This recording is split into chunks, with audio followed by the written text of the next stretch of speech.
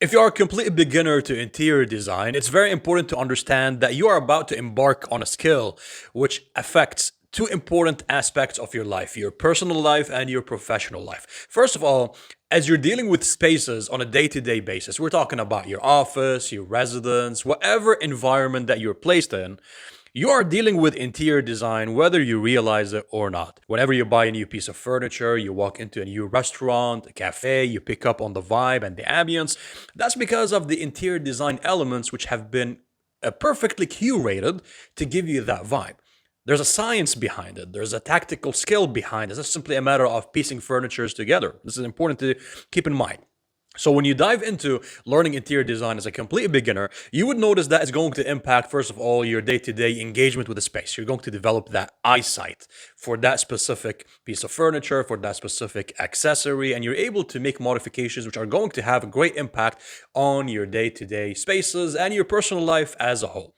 In parallel, it's a skill that you could make money out of. It's a very monetizable skill. And guess what? You don't need to have a degree in order to learn interior design or to practice interior design, not to mention getting paid for interior design. We have taught and trained thousands of professionals across our entire series of interior design courses as part of our membership program. We are a registered CPD providers, educational and professional development company.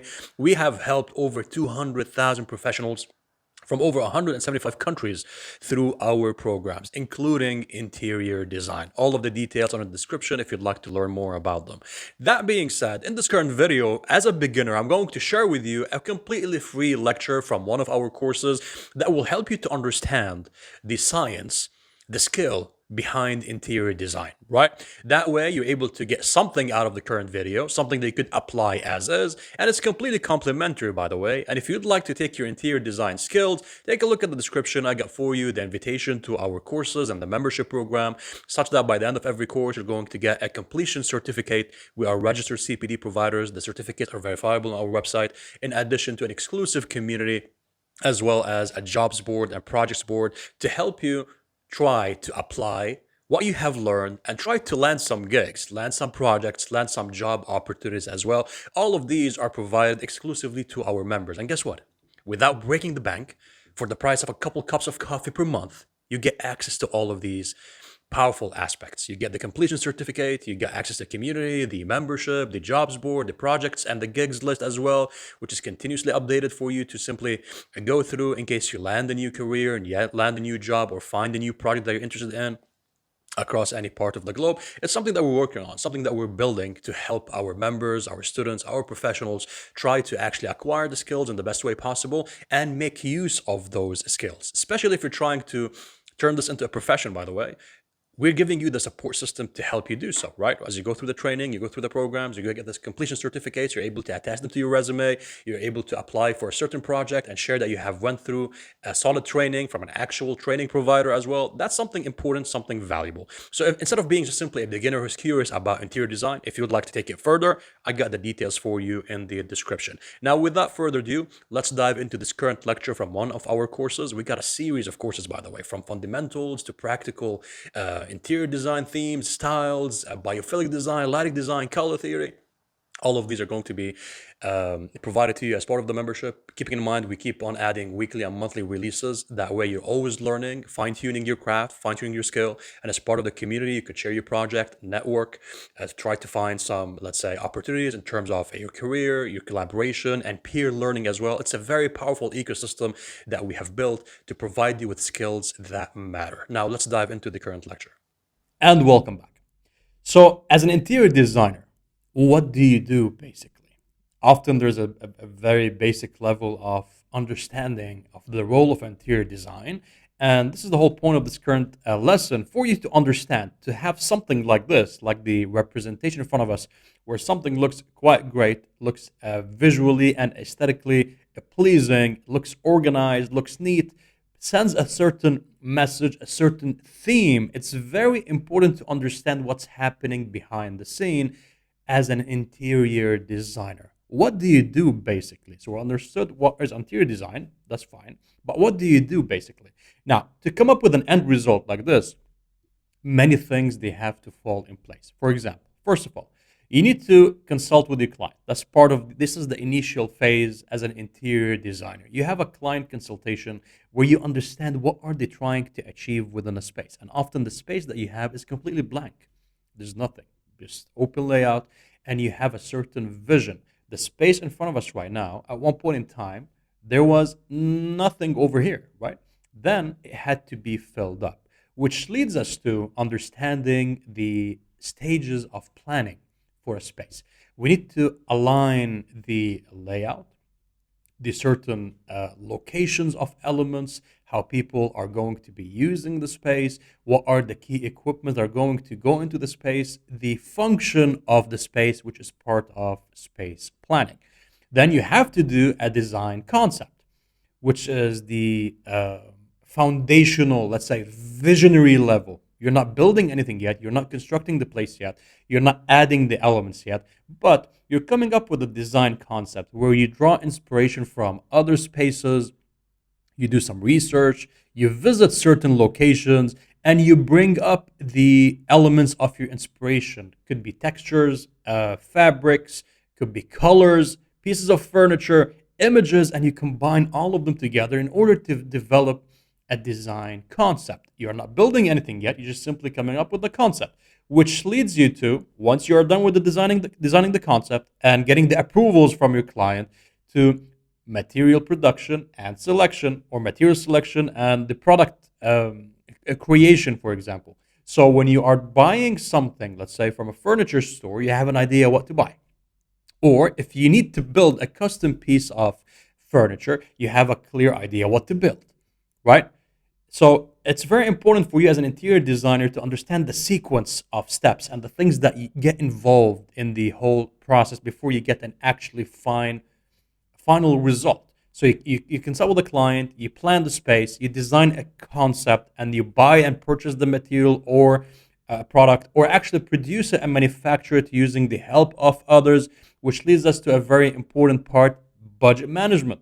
So when you are using the skills that you have as an interior designer, often you're limited by your client's budget. How much are they able to spend in terms of transforming the space, which by itself actually affects the design concept development and the material and product selection and the product manufacturing if required. Some clients, they have an open budget. Some of them, they have like a small specific budget that they need you to stick to. So you're doing this as an interior designer. You don't want to overcross the budget, and your client's is not going to pay you for the project. Why? Because they cannot afford it. So basically, you created something and you made a loss out of it, and you did not fulfill the client's requirements. So it's a loss on both ends. So you have to be careful with this. Which leads you to the core of interior design, in addition to the technical elements, the aesthetic enhancement. At the end of the day, when someone hires an interior designer, the technicality is part of the process, the ability to manage a budget, to get the products, to plan the space. But let's be quite realistic. We need the end result, the end product, which is a visually, aesthetically appealing space, which is functional. It could be functional, but it looks horrible, so it's pointless.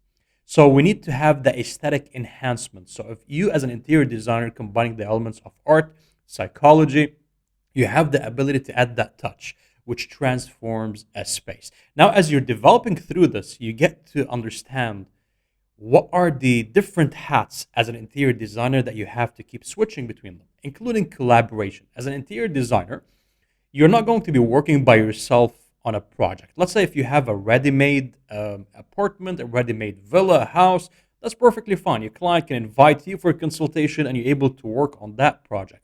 However, let's say your client is constructing something from scratch. You do have contractors, you do have engineers, you got other parties involved in the project. So you, as an interior designer, you have to collaborate with them, the architects, the engineers, the fabricators, the carpenters, the floor workmanship. You got the tiles. All of these elements are done by different parties, and all of them, they collaborate together in order to get the final result, which is a fulfilled functional space, which is aesthetically up to the requirement of the client and functionally up to the requirement of the client. So you have to get to that level. And in order to get to that level, you need to collaborate. As an interior designer, you're not able to, for example, design HVAC systems, electrical power supplies, and plumbing systems. This is not your domain, for example. You have to collaborate with people. And if you are collaborating with the engineering side, where they're able to design certain elements, you have the ability to assign certain fixtures as part of the design process. Like, this is a bit of an advanced example. But the whole point is, as an interior designer, you need to develop the ability to communicate with others, whether with your client or with external parties. Technical drawings, you get to the point where everything is falling into place. You got the design in check, the concept in check, you got the materials that you're going to be using, you're collaborating with other parties in the project, you have a clear technical drawings. And once you get to technical drawings, we are in the stage after which we're going to build.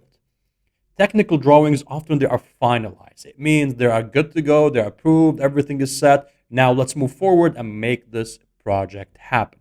So it's very important that you have the ability to juggle these different roles and tasks as part of being an interior designer, where you are someone who's a communicator, someone who's artistic, someone who is technical, someone who's managerial. So you're combining all of these elements through various roles in order to get something which is functional and aesthetically pleasing for your client to get a developed project from A to Z. Not just simply decorating here and there, but actually going through a whole cycle of steps to get the final end result.